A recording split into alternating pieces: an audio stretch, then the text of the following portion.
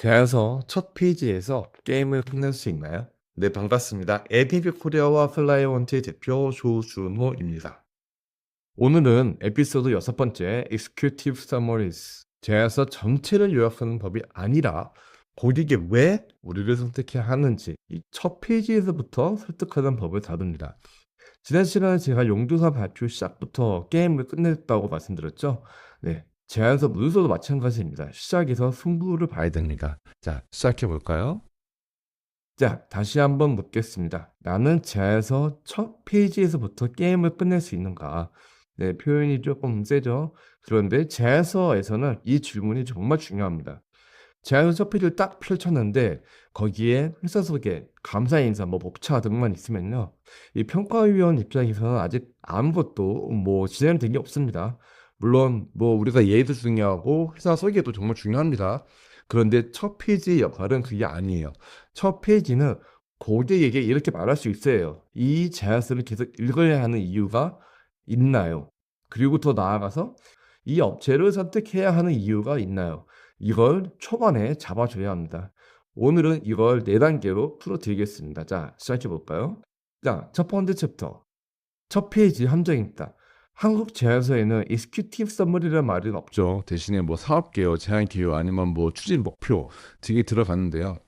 여기에 감사 인사, 회사 소개, 추산의 글로벌 최고, 뭐 목차형 요약, 뭐 이런 뭐 기회를 주셔서 감사합니다. 뭐 이런 말들이 예의 있죠. 그런데 이게 선택의 이유는 될 수가 없어요. 저희는 20년 된 전문가 기업입니다. 이것도 필요할 수 있죠. 그런데 이 첫 문단의 주인공은 바로 고객이어야 합니다. 최고의 기술력과 풍부한 경험. 솔직히 이건 누구나 쓸 수 있는 말이에요. 그리고 이후에는 기술 제안, 뭐 운영 관리 등이 들어가겠죠. 근데 이건 뭐 익스큐티브 서머리가 아니라 그냥 평범한 안내문인 거죠. 우리가 뭐 관광지에 가서 그런 안내문 잘 안 읽잖아요. 네, 그런 거죠. 여기에는 또 공통점이 또 보이시죠? 예. 네 가지 모두 이 고객이 빠져 있습니다. 익스큐티브 서머리는 제안서 목차가 아니라 고객이 우리를 선택해야 하는 이유를 이 첫 페이지에서 설득하는 문서입니다. 익스큐티브 서머리라고 하면 보통 이렇게 생각합니다. 제안서 내용을 앞에서 짧게 정리하는 거, 그런데 기술 요약 넣고, 회사 소개 넣고, 목차 넣고, 그리고 마지막 날 급하게 쓰죠. 그런데 그렇게 쓰면 그냥 이건 요약이에요. 평가위원 입장에서는 그래서 이 업체를 왜 골라야 하지? 라는 질문이 남아 있습니다. 익스큐티브 서머리는 요약문이 아니라 바로 우리를 선택해야 하는 선택문이 되어야 합니다.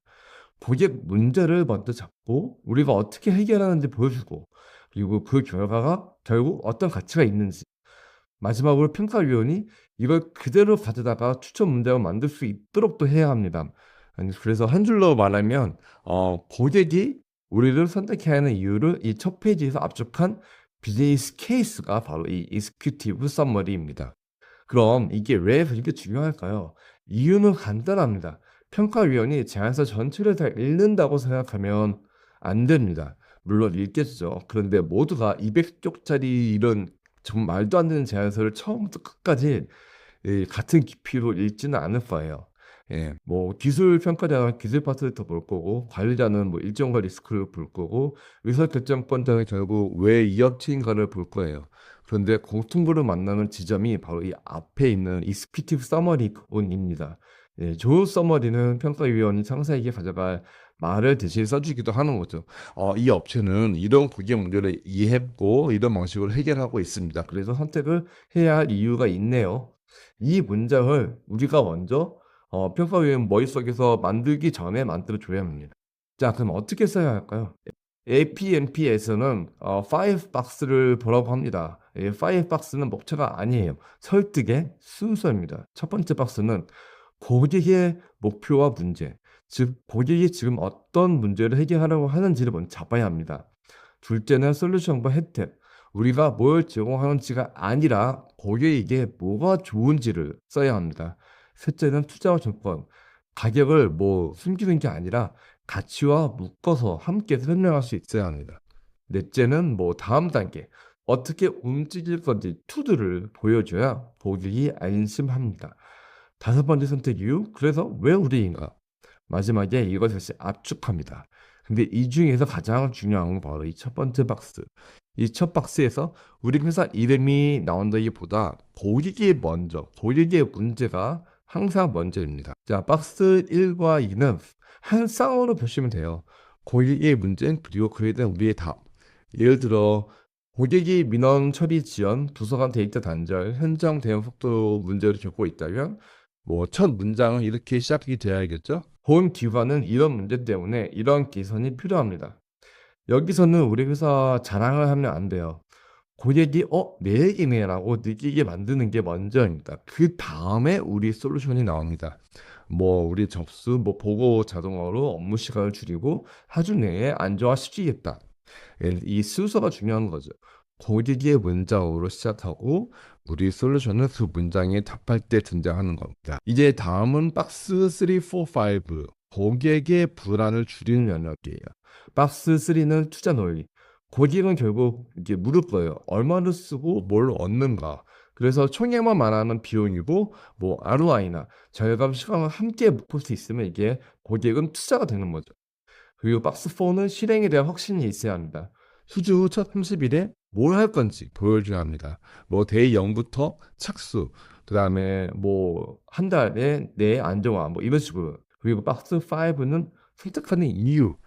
마지막은 열심히 하겠습니다가 아니라 우리는 이런 사업 경험이 있고 핵심 기술이 있고 전담 PM 체계를 갖고 있기 때문에 우리를 선택해야 합니다. 라는 거를 뭐 프레임을 정확하게 인지시켜줘야 합니다. 가격을 숨기 위한 비용이지만 가치와 함께 묶으면 투자가 될 수 있는 거죠.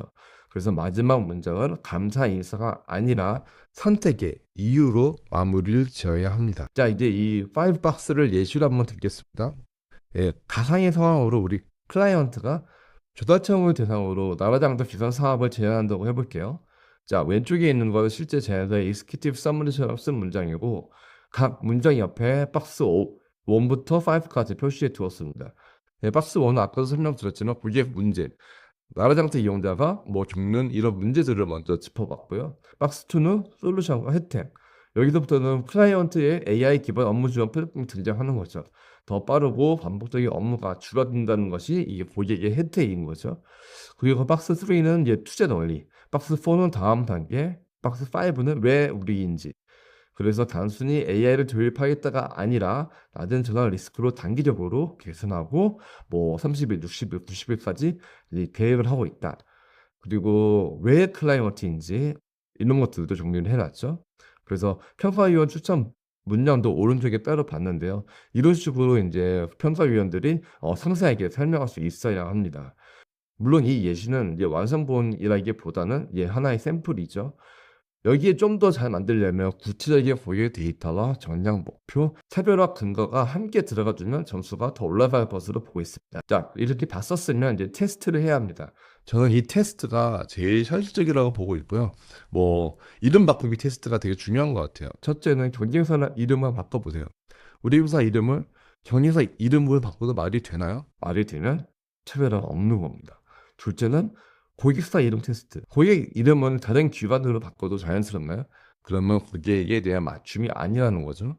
그리고 중립적인 독자 테스트. 처음 읽는 사람이 이 핵심 메시지를 쉽게 구별할 수 있나? 못하면 메시지가 불분명한 겁니다. 좋은 익스큐티브 서머니는 이름을 바꾸면 어색해야 합니다. 그래야 진짜 우리 고객, 우리 제안 선택 이유가 들어가는 거죠. 자, 마지막 정리입니다. 익스큐티브 서머리를 강하게 만드는 6가지 습관.